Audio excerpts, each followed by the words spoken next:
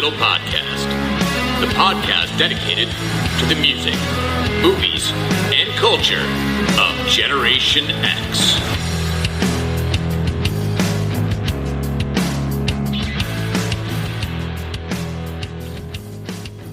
What is up, slackers, and welcome to another episode of the Stuck in the Middle podcast. I am your host, Joyce. So, some brief housekeeping just to get out of the way. Those of you who are regular listeners to the show, probably, you might have some questions about a couple of things, and a couple of you have emailed me or messaged me. So, I'll just kind of break this down into two very brief segments and just get right into our topic for tonight. So, first and foremost, I had an MRI last week.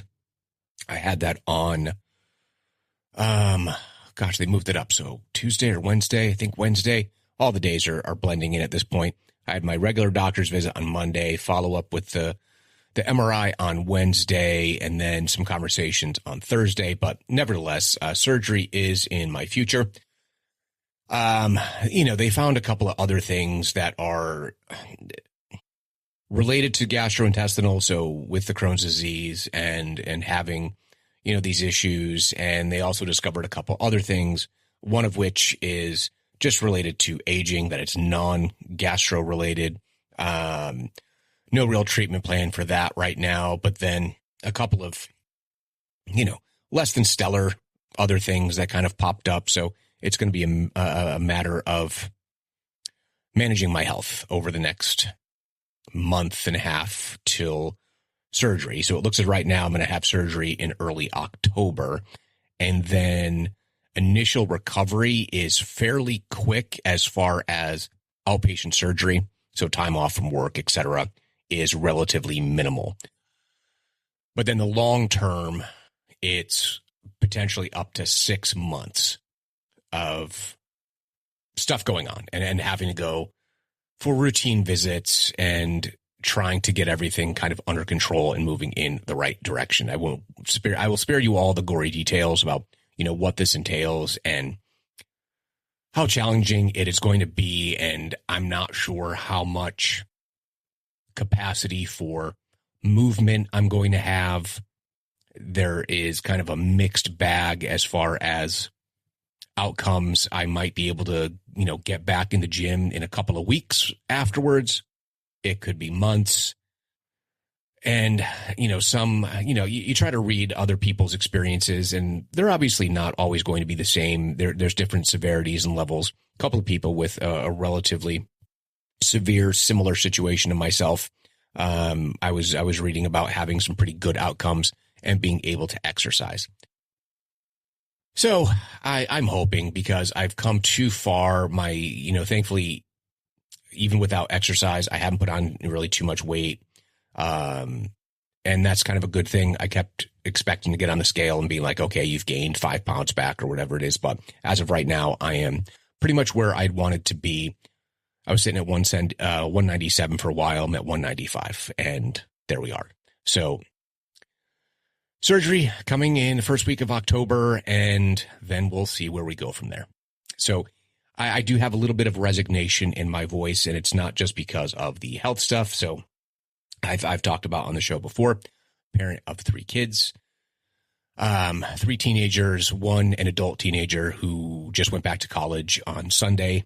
When I'm recording this, that was yesterday. I typically will record on a Tuesday. I'm recording on a Monday because we have football on Tuesday night scrimmage for my youngest. And we just have some stuff going on with my daughter. I've talked about that on the show before, and it's difficult. So for those of you who are parents to teenagers and you've had maybe some challenging times, I'm right there with you. It is not easy. And I think part of it for me, and I've shared some of my experiences, I was a little bit of a troubled youth. And I think we try to do our best to see to it that our kids maybe have better support systems and better frameworks. And ultimately, being a teenager is a very difficult thing. And it's amplified by the social media experience and how we could, worst case scenario, right? You're having a bad time, bad social relationships, whatever it is, you can kind of disappear. You kind of go home.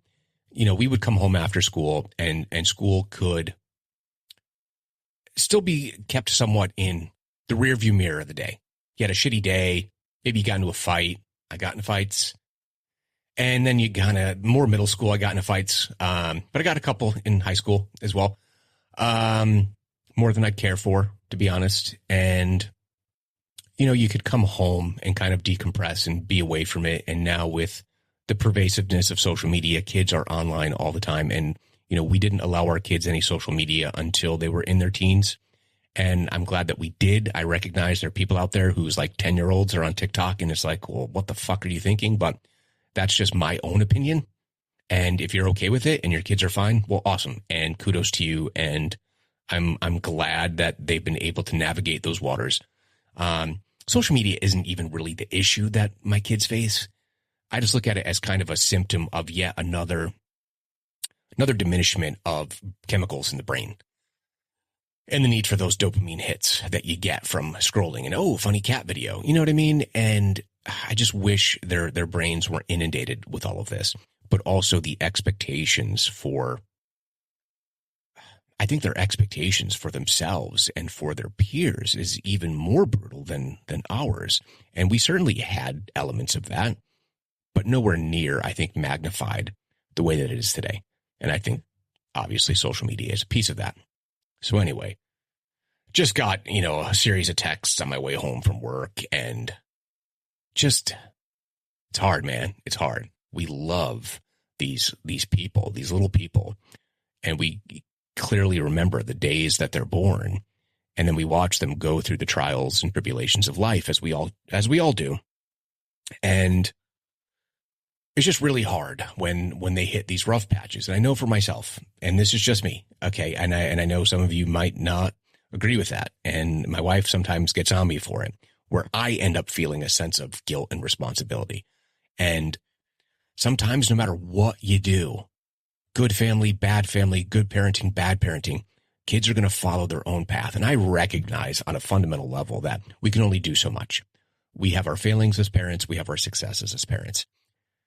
And our kids are just our kids. And some of it is inherent. Some of it is just within them. It's their makeup. It's their DNA. It's their brain chemistry, whatever it is. And I recognize that on a conscious level, but on that subconscious level, that nagging feeling of going, oh, if I would have turned my kids in a different direction or handled situation X. And you start to agonize over things that are real and imagined, and we exaggerate in our own heads. Oh, well, I did this or I did that. And then it starts to become kind of, okay, well, is it about you or is it about the kid? Well, it's 100% about the kid. And I can't really dwell on things that I wish I did different when they were 7. You know what I mean? Or I don't know. Just struggling with it. And I think that's something that many parents face. And you just wonder why a situation occurs and what you could have done differently. And honestly, sometimes no matter what you do, doesn't really matter at the end of the day. You know, I grew up with parents who were very, very permissive. Now, mind you, part of that is being in a split home, you know, single mom, saw my dad on visitation days kind of thing, but very permissive about pretty much everything. Sex, drugs, and rock and roll. Like, it was, okay, you're going to do what you're going to do. Try to make good decisions when you do it. Not don't do this or don't do that. Yeah, at the same time, you have very strict parents, and some of my friends had strict parents. Don't do this, don't do that. And they still did it. And like, you know, I could think of my friend group, and, you know, we all came from very different family backgrounds in many ways, and different levels of permissiveness or strict families. We're all still doing the same shit, right? So I know that consciously, it's just some parental guilt that I have about anything that kind of happens. Like, oh, fuck. Why did they do this? Why did they do that? What decision making were they making? And sometimes it's just the brains of teenagers make absolutely stupid fucking decisions. Anyway, why don't we get into the topic? So tonight, we've talked a lot about movies and music and all these kind of things on the show. But I always think is so fascinating, and I don't know if this is necessarily uniquely Gen X, but I do think it's something that is less, prevalent, at least from what I can tell. And that's just, again, using social media as an example, kind of perusing the internet when situations happen and living in an era of, let's say, cancel culture. And I think there's less opportunity for reconciliation in what the topic is tonight, comebacks.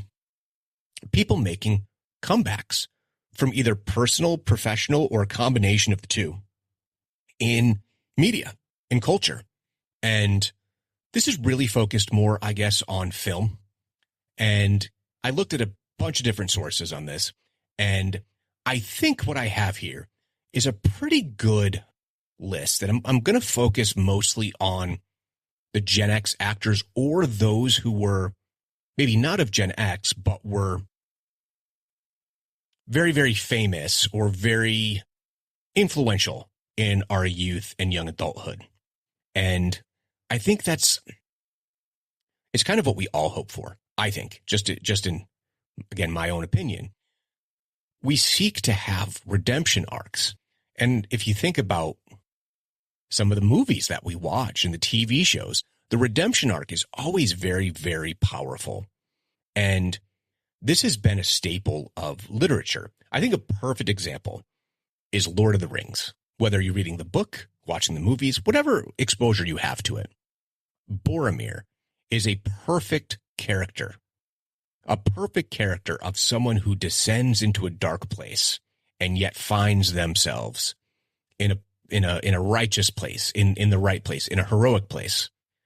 This was written how long ago? 40s, I think, Lord of the Rings. And it's very, very powerful. Very, very powerful. But you can even go back to, Greek myths. Like all mythology has these elements of redemption. And even biblically, the story of the prodigal son is one of redemption. And I think we all look for second chances. And again, not to talk too biblical, I think it's Sermon on the Mount, some guy named Jesus, and someone asks him the question, how many times do you forgive your brother? And he's like, doesn't matter if it's 7 or 700 times. And I think American history has typically been a nation of forgiveness and hoping that people can redeem themselves, even if it's something heinous. Now, I think a majority of the folks on this list maybe don't reach the level of heinous, but again, that's all a matter of personal opinion. But I think that's this kind of uniquely American thing. And it's also just the concept of people coming to America for a second chance. And I think that was a huge part of the formation of our nation, was people looking to get away from a particular situation in hopes of a better life. So, enough with all the philosophical mumbo jumbo. Let's get into the list. So this article was posted on Cinema Blend, January 13th of 2024. Author here is Hugh Scott. So you can always go ahead and find this article yourself, or this is just the reference if you'd like to take a look. And we come right out of the gate with perhaps one of the biggest Gen X icons, someone who was tangential to the Brat Pack and had a terrible fall from grace. Prison time fall from grace. And of course, talking about one Mr. Robert Downey Jr. One of the most promising young actors in Hollywood in the 1980s, right? And Less Than Zero was the first real serious meaty role, and then gets an Oscar nomination for Chaplin. Is not a lead. He was not the lead in Natural Born Killers, but certainly the journalist, I'm forgetting the character's name, was a big critical piece of that whole story as well. Here he was, poised to be this huge movie star. Ends up getting so wasted that he ends up crawling into a neighbor's house and crawling into the bed of like a 5-year-old. Now, the 5-year-old was not in the bed at the time, but talk about the worst Three Bears situation.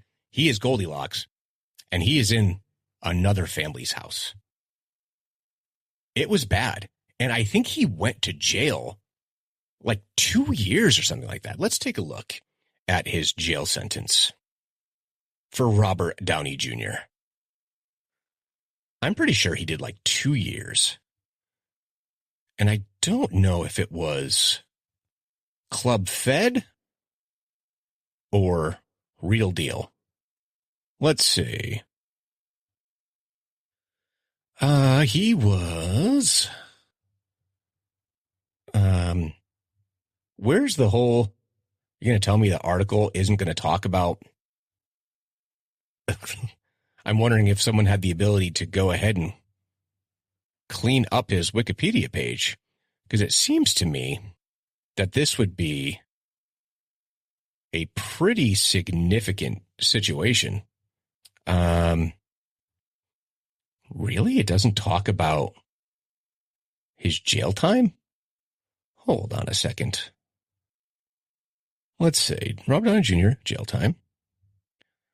How much time did he serve in prison? Wow. Sorry, this has taken forever, but I figured it would be a really easy thing. Much of his troubles occurred between 1996 and 2001. He was arrested several times, and spent 6 months in a Los Angeles County jail after failing to undergo drug testing in 1997.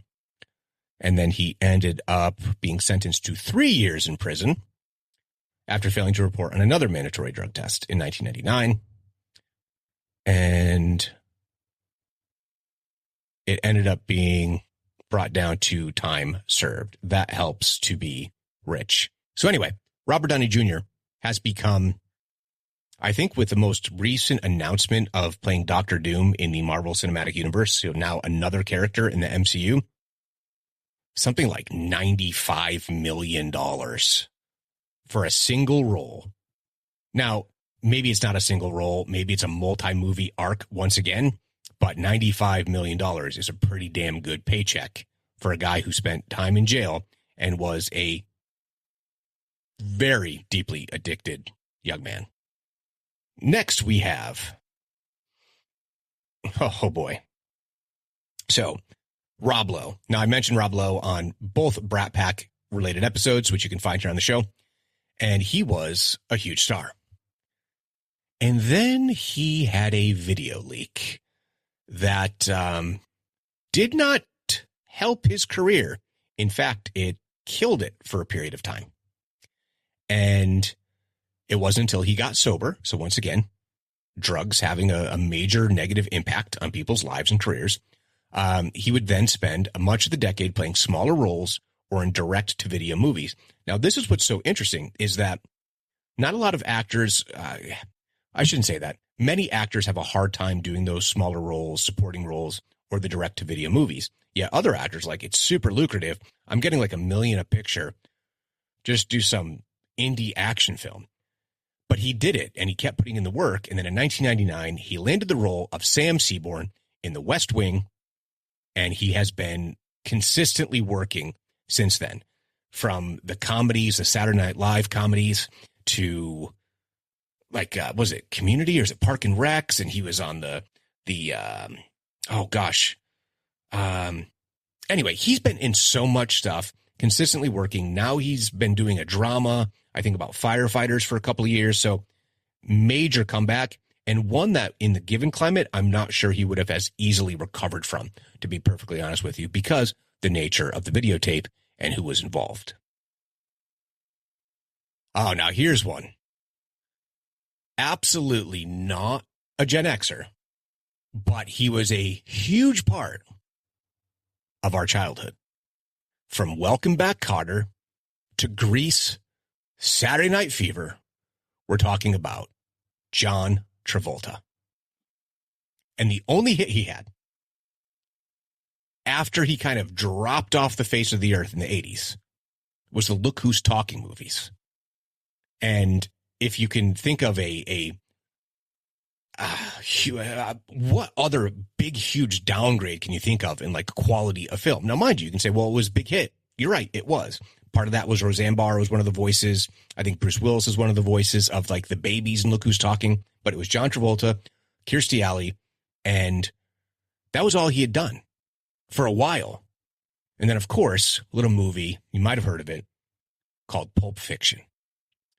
And then he went on a run of working with great directors, John Woo a couple of times. I think most notably is Face Off, but also Broken Arrow with Christian Slater. Like, talk about a career resurgence. He continues to work. He has also been willing to do the straight-to-video stuff. And then the next thing you know, he'll be in some major Hollywood production again. So he just keeps working, and he is a tremendously gifted actor. I don't know. It's just, I think so many people thought of like Welcome Back Kotter and the character that he played, and even in Grease, that maybe he didn't have the range or whatever it is, but no. John Travolta, very quality actor. Let's see. Oh, here's another one. Definitely one of ours.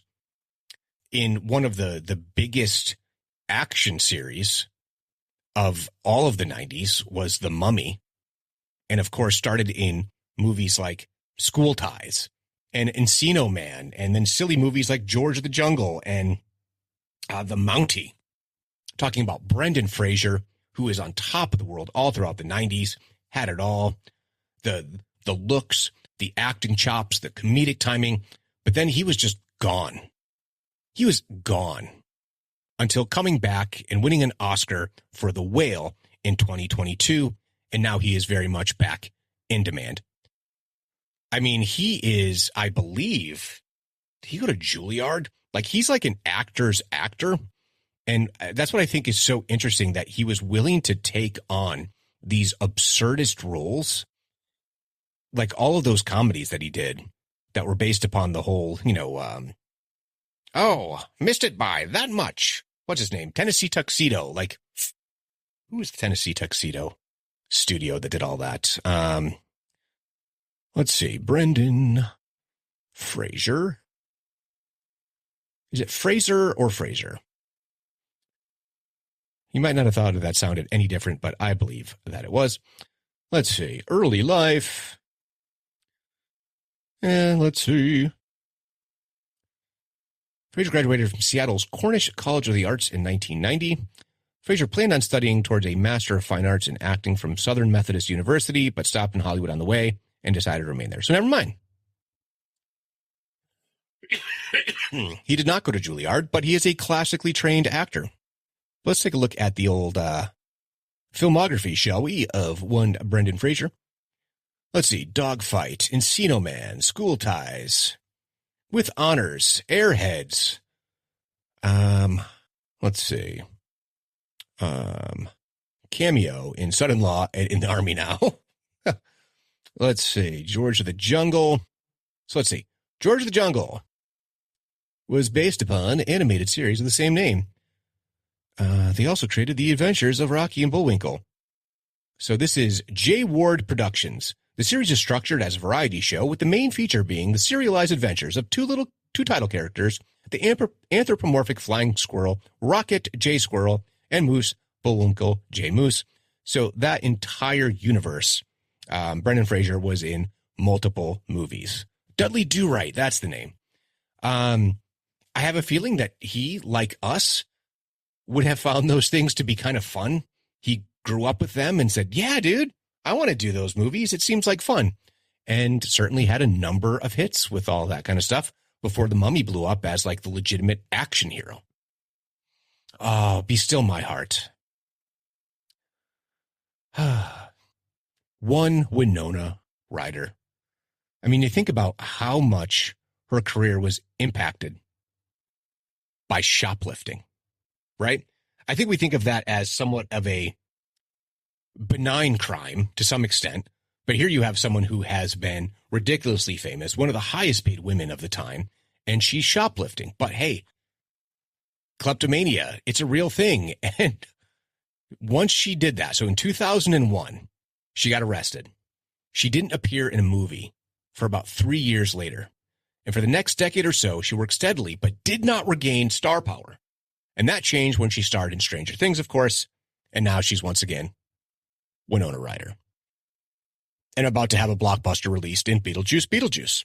So kudos to Winona, one of my early Gen X crushes. Yeah, I mean, she was in everything that we enjoyed, or at least I did. So yeah, love Winona. Now here's an interesting one. And I think, hold on a second here. I'm just curious about one little piece of information. I want to make sure I have this right. Okay. Yeah. Is that when he left? Okay. So was that only 3 years? Wow. Okay. So another Gen Xer, he was on my top 10 list of Gen X comics, and I think widely considered one of the best comics in the whole world, is one Dave Chappelle. Now, Dave Chappelle did everything from like stoner movies. Oh gosh, what's the name of that movie with Jim Brewer? Oh my gosh. Why cannot remember that right now? Let's see. Oh my God, I forgot. Half Baked. But then just in all bunch of kind of stuff here and there, usually in smaller roles, whatever. But the Chappelle Show started in 2003. Okay. And he became massive star from the show because it was really pushing the envelope of what we call good taste, supposedly, in humor. Now, Comedy Central at the time, particularly with Chappelle's Show and South Park and a lot of their stuff, was pushing envelopes. And I think they continue to do so, even in the face of cancel culture and whatever woke you want to call it, with shows like Tosh.0 and those kind of things. But he decided to leave. I didn't realize, and that's why I was looking up, Chappelle's Show was only on from 2003 to 2006 before he's like, you know what? I don't care how much you offer me. I'm walking out of here and I don't want to do it. And he did. He just left. Apparently he went to other countries, just kind of disappeared. People said that he had mental health issues, which he has vigorously denied. He's like, nope, I was just done with the bullshit. And then just came back and just did stand up, like dialed in. This is what I do better than anyone. And just got right back to the top of the mountain and is one of the biggest producers of comedy content, particularly for Netflix. I mean, he seems like he puts out a new special every couple of years. That takes so much work. And he's not repeating jokes. He's got like, boom, tapes the special. He's back on the road doing new material constantly. Now, I'm sure he has joke writers, but I think a lot of it is from the mind of Dave Chappelle himself. And he is definitely a comeback story, but not one that was marred with criminality, just a aversion to what fame was bringing to him and how the industry responded rather negatively. Let's see. Yeah, I mean, I don't know. There's a couple here that I'm not sure I necessarily agree with. I'm going to pronounce this wrong. Ke Kwan, who obviously was Short Round in Indiana Jones, The Temple of Doom. He was in the Goonies, but they said he disappeared from Hollywood, but he didn't. Not in front of like behind the camera. He was still very active. Everything from stunt coordination to production. Like I believe he was still involved in the film industry, and it's just not on film. Okay. I can't spell. Let's see here. Ke Kwan. I know I'm pronouncing it wrong. And spell check is going crazy at the moment. He took a 19-year acting hiatus, during which he worked as a stunt choreographer and assistant director. So he didn't disappear from Hollywood. He disappeared from in front of the camera in Hollywood, and then returned in 2021 in a role in Finding Ohana, and then winning an Oscar for his performance in 2022's Everything Everywhere All at Once, which I'll be honest, I still have not seen, even though Michelle Yeoh is in it. She's amazing. And then, of course, he's now, he did the Loki series. He's just doing little bits of stuff here and there all over the place, and good for him. And yeah, that's definitely a career comeback as far as in front of the camera. Now, the next one, I'm not sure if I say that he's had a comeback, because I feel like every so often he would just be in a big movie or a good movie, and that's Michael Keaton. And obviously he became a huge star with Batman, where many people thought, oh, well, this guy's not right for the role. only to become one of the most iconic Batman in history, and many people will say their favorite or the best. I have my own opinions on that. Personally, can't help it. Maybe it's the direction of Christopher Nolan, but I think that Christian Bale is a damn good Batman, probably my favorite. Sorry, everyone.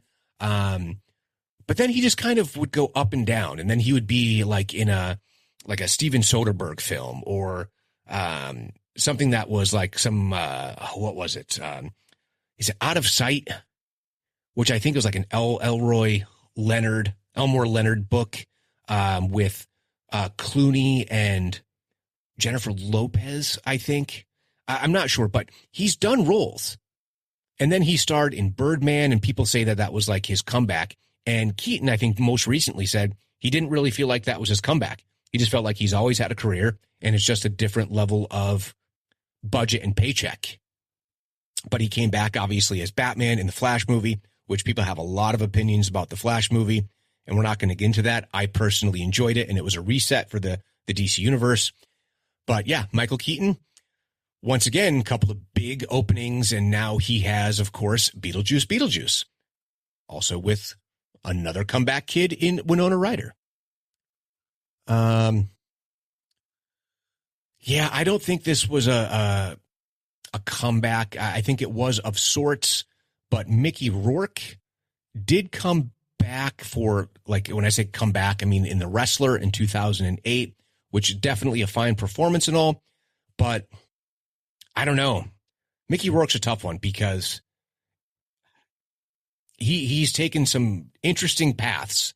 I mean, certainly Sin City. I would say Sin City before The Wrestler kind of cemented him a little bit on a comeback trail. So, I mean, he had a good string of movies like every few years. It's just that he's so erratic and so odd. But I mean, a true artist, I think you would have to say. And I remember the first time seeing Barfly with Mickey Rourke and Faye Dunaway. He was playing Charles Bukowski, of course. And man, just it's a tough watch in a lot of ways. But yeah, he is a great, great actor. It's just a really unfortunate between some of the plastic surgeries, getting his face beaten by being a boxer for a period of time, like just such an interesting guy. But yeah, I mean, I'd love to see him do something else really big and amazing.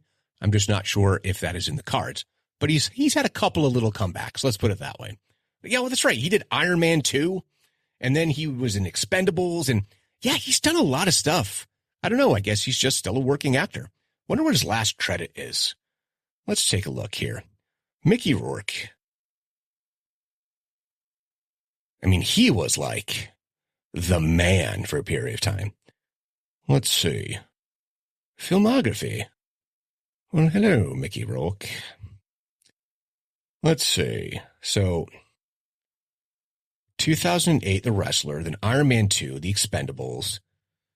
Trying to think of any big ones here. Sin City, A Dame to Kill For, not as good as the first Sin City. 2014. I'm not really recognizing many of these other titles, I'll be perfectly honest with you. But he's had a movie every year. Like every year. So let's see. I said 2008. He had 4 movies in 2010.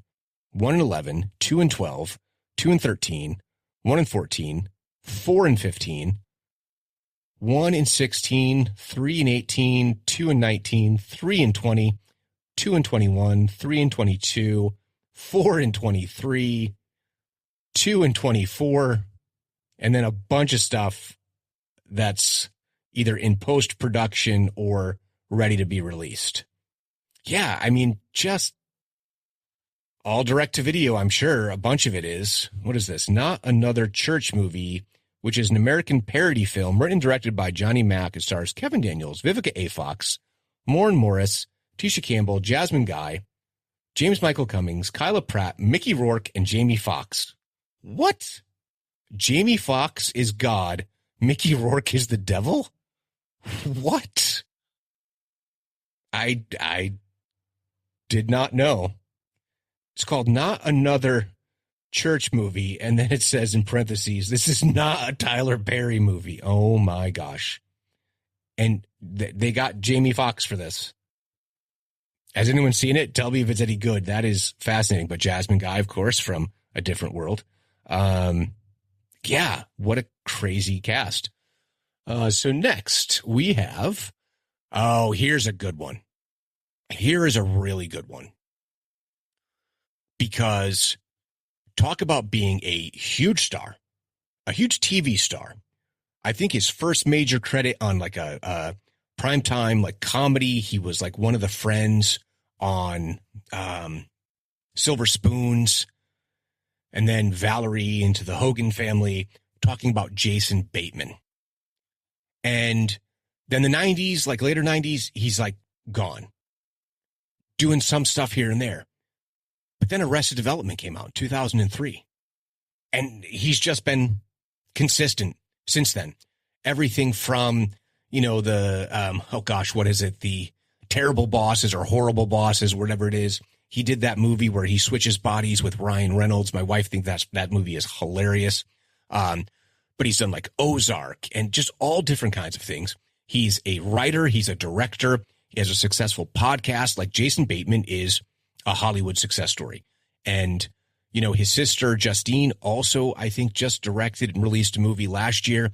But yeah, I mean, he is legitimately a in-demand Hollywood property at this point. I do think a lot of it is still TV, but he does films. In fact, I feel like I just saw something that's supposed to be coming out with him soon. So we'll see if it's in to be released, TBD. Teen Wolf 2, by the way, not as good as Teen Wolf. Horrible Bosses, The Change Up, that's the one. Zootopia 2 is coming out in 2025. We have Carry On, an American action thriller that is coming out next year. What is Thunder Force? A superhero comedy film. Oh, I remember it when this came out.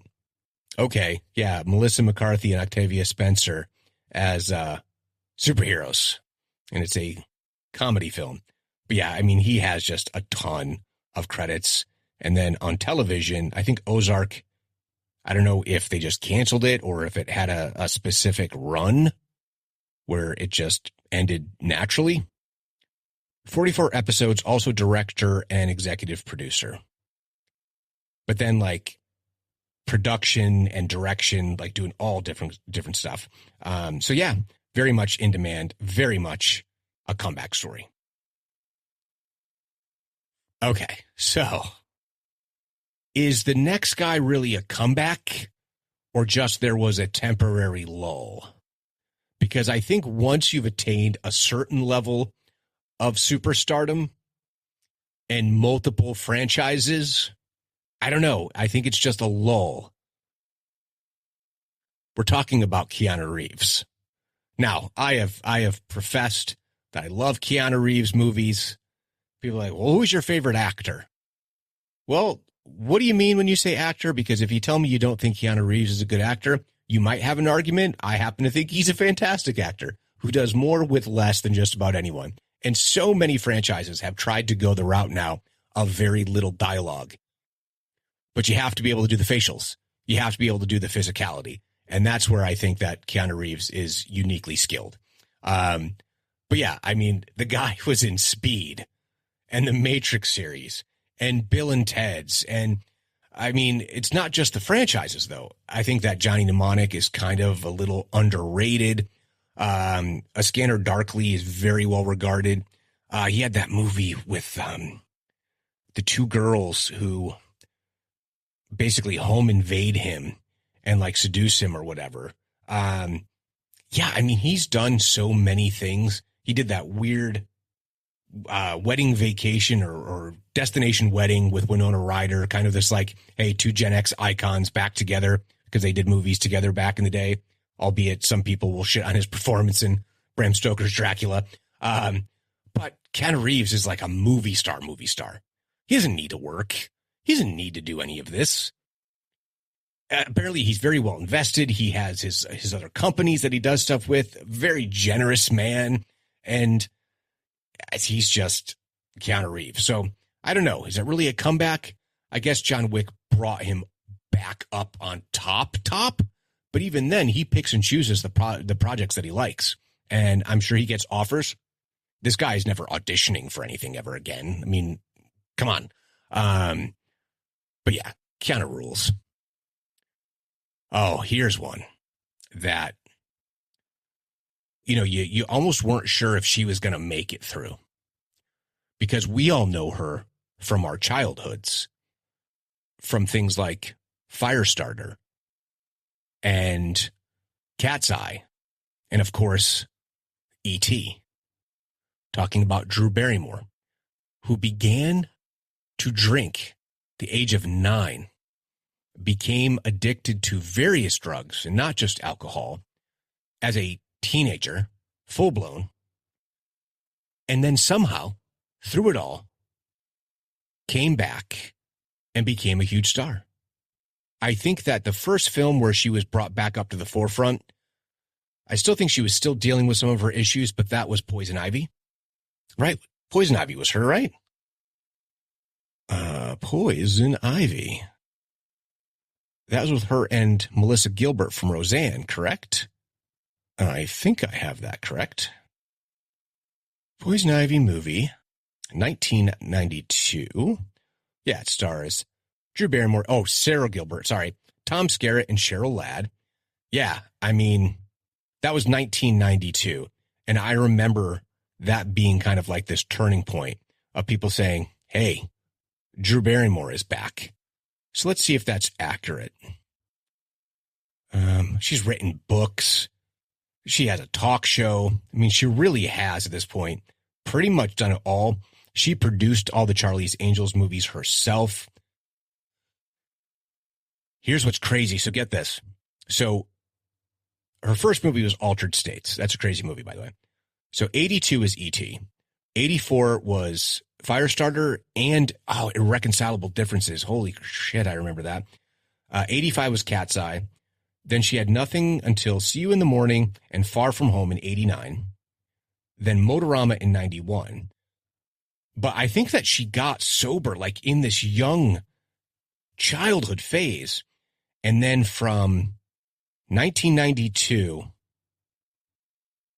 until like 2011 was the only year she didn't have some release. And then up and down like 2012, 14, 15. Then I think she went and did like TV or production. And then 20, 21, 22, 23. Like producing, writing, still doing a ton of stuff. Oh, yeah. In 2011, she directed a music video. And then she's been a producer on a ton of stuff. And that's right. And she did the Santa Clarita Diet on Netflix. Yeah. I mean, she came back and then some and is a huge star. And I think she's so genuinely likable that you kind of rooted for her.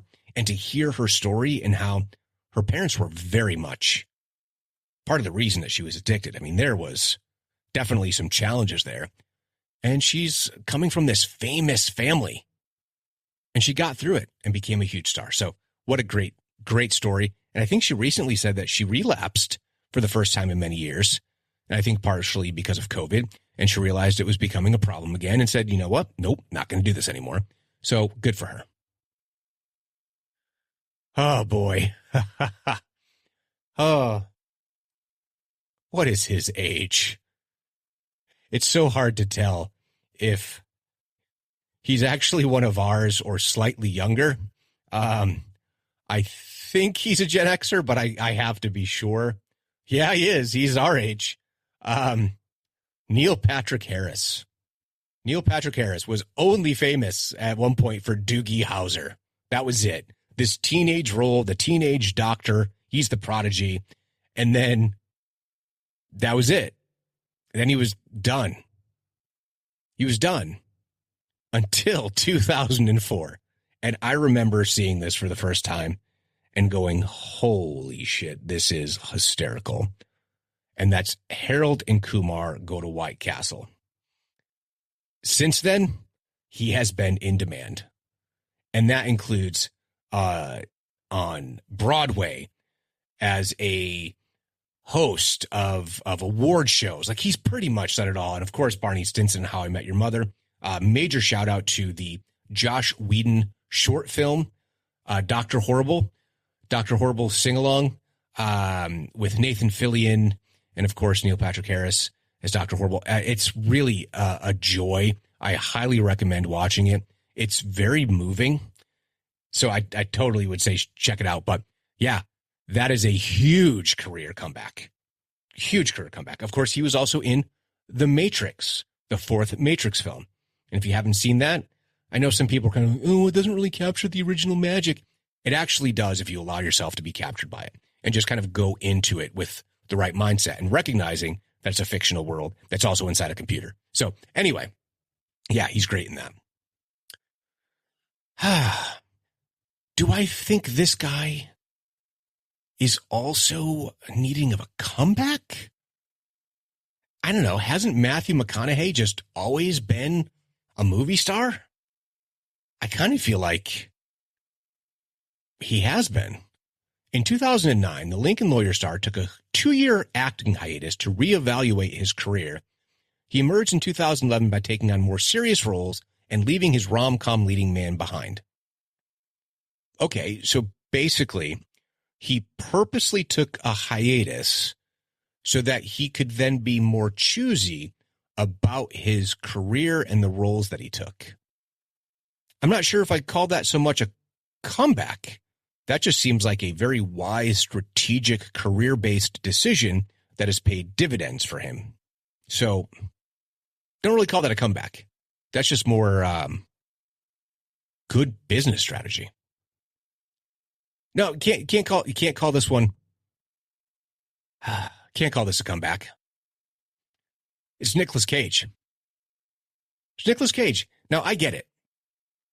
His real comeback, if you will, was being debt-free, paying back the IRS and other creditors. Okay? I get that. So it says here, as a result of these issues, Cage seemingly took every job offered to him. I'm sorry, that's awesome. That's what you do. He could have probably worked really hard with lawyers and all kinds of power brokers and probably found a way to curtail some of that debt or bankruptcy, or I don't know what was available to him. But it seems to me that, well, you really can't fully get out of bankruptcy in this case. There's always going to be those kind of hanging over your head. So what did he do? He took every job. But I'm of the opinion that no matter what it is, he has given his energy and his time to it. I don't feel as though he ever really has gone into any of the film that he's done and completely just mailed it in. There might be more or less effort on a particular role, but I feel as though that he's just freaking Nick Cage. And I don't know, kind of kudos to him for just saying, okay, I got debts to work off. I'm just going to do it. What's the script? Oh, okay. I'm a one-armed dog walker in Alaska. Okay, I'm making that up. I'm going to write that story now. But he would do it, and he would show up and he'd work. So massive respect. And a lot of the movies that are not his big ones that I've watched recently, they're all really quite good. I don't know. Maybe I'm biased. I need a Nick Cage, Keanu Reeves movie. Let's see. Christian Slater. That's one that definitely he fell off. He had some legal issues. He bit a hooker in like a hotel lobby or hallway or something. But I mean, he was as big a star as there was, right?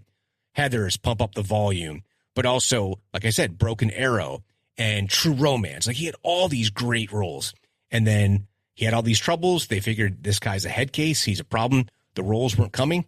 He came back with Mr. Robot, and he has been working consistently all kinds of pretty either B+ or A roles on both TV and film. I think he's an excellent actor.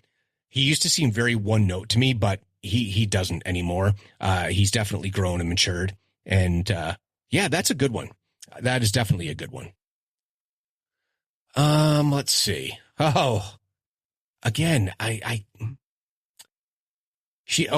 they said it for me. She's always worked steadily, but her fame never quite reached the heights of her early career. We're talking about Christina Ricci.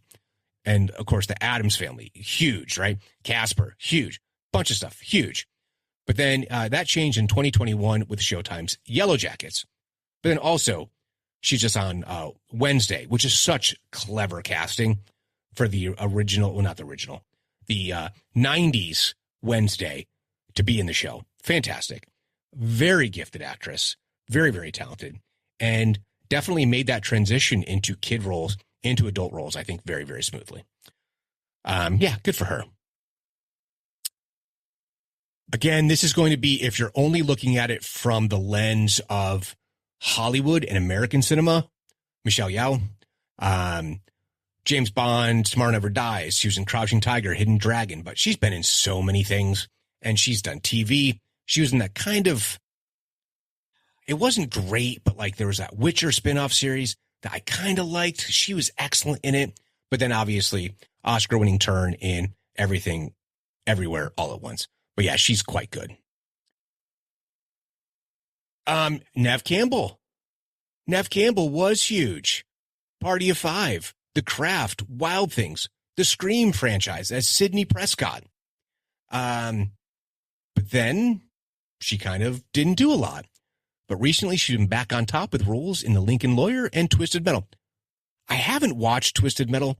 I heard it's quite good and fun, and it ain't that deep, but sometimes it's all it needs. And I think she's really, really good. I'll have to check that out. I haven't watched it. And of course, she came back for Scream, and the producers decided not to pay her worth. And she walked away from the franchise that made her, well, she's already a household name, I think, but made her a huge, huge star. And she came back and reignited that whole series, and they're not going to pay for Sidney Prescott. Come on, get out of here.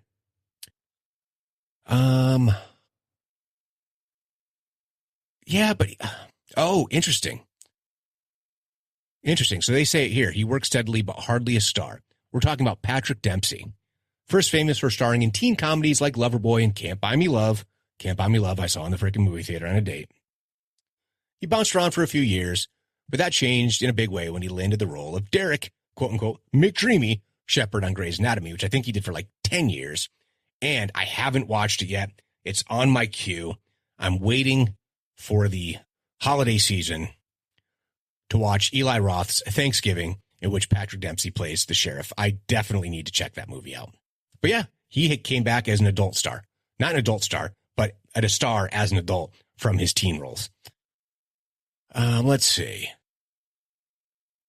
And then finally, I think this is a great inclusion on the list, because I still think we kind of think of him also as just always been a star. And we're talking about the star of, can you call him the star? Yeah, he's the star of The Lost Boys, but also in movies like Stand By Me and a bunch of stuff. One of my favorites was, what was that movie with Jeff Bridges? Missing, or, oh gosh. I'm talking about Kiefer Sutherland, who then came back with the show 24 and then just became a star all over again. What is the name of that movie? Without a Trace? That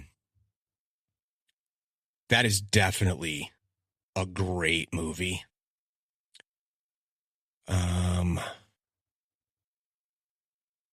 See, they don't even list that in his credits, like right at the beginning. You have to like dig to find it, which I think is crazy because that is a great movie.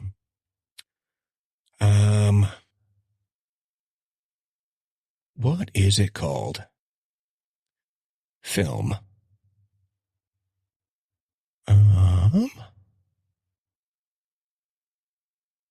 The Vanishing. The Vanishing with Jeff Bridges, Kiefer Sutherland, Nancy Travis, and Sandra Bullock. I mean, Jeff Bridges is so freaking good in that. They all are. If you haven't seen it, it's a 1993 movie. I thought it was great. Let's see, what did the critics say? Mixed reaction, and was frequently compared poorly to the original, particularly its ending. Fine. Okay, I didn't watch the original. All I know is Jeff Bridges rules, so does Kiefer Sutherland, so does Sandra Bullock, so check it out. I'm telling you, go see it. But anyway, Kiefer Sutherland, major star, massive star. I think they're doing like 24 movies and some kind of spin-off or something like that. I don't know. But he's a movie star. And yeah, that's the list. Career comebacks. I do think that we root for people because, you know, you kind of get, you see them at these earlier stages in their career, their first tastes of success. And we find ourselves saying, hey, this guy, this gal, they're like one of my favorite actors. I really enjoy their movies. And then times change, tastes change, Hollywood changes. Age is always an impact for actors and actresses. And it's good to see so many of them now in the elder statespeople role. It's still awesome. And I still think they make good films, good TV shows. It's enjoyable stuff. And it's great to see people overcome personal adversity and be able to rise up maybe even higher than they had in the past. That's a really cool thing. So kudos to all the folks on the list. So let me know, who are some of your favorites? Who are some of your favorite comeback stories? Let me know. And how do you do that? You can email me at stuckinthemiddlepod@yahoo.com. You can find me on Instagram, X, and YouTube at StuckPodX. Head on over to the Facebook page, Stuck in the Middle, a Gen X podcast. Please like, comment, share, leave 5-star reviews, and most importantly, please subscribe to the podcast. So until next time, later, slackers.